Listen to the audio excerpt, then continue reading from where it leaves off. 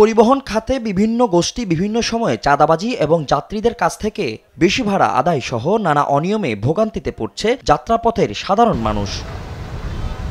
বৃহস্পতিবার সকালে দুর্নীতি দমন কমিশনের একটি চৌকুশ দল অভিযান কার্যক্রম পরিচালনা করে রাজধানীর সায়দাবাদ বাস টার্মিনালে। যাত্রী সাজা টার্মিনাল কেন্দ্রিক ঘোরাঘুরি করার সময় দুদকের চোখে ধরা পড়ে পরিবহন থেকে চাঁদা নেওয়ার দৃশ্য।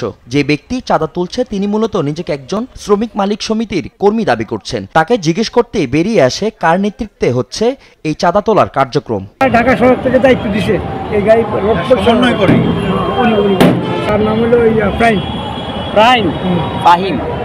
ফাহিম।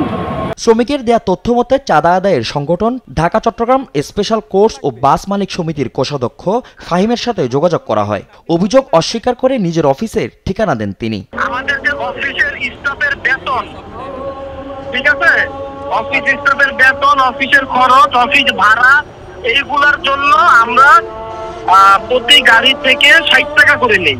অফিসে গিয়ে দেখি অফিস তালাবদ্ধ, তবে বাড়ির মালিক বলছে বিগত 10-15 বছর যাবৎ বিভিন্ন সংগঠন এই অফিস ব্যবহার করে পরিবহনে চাঁদা নিয়ে আসছে। সব গাড়ির কাগজপত্র ঠিক না, সব মালিকের কাগজপত্র ঠিক না, এই জন্য রাস্তায় আটকে মামলা দিত, আর সেই জন্য তাদের টাকা দিতে হতো, টাকা দিলে আর মামলা দিত না।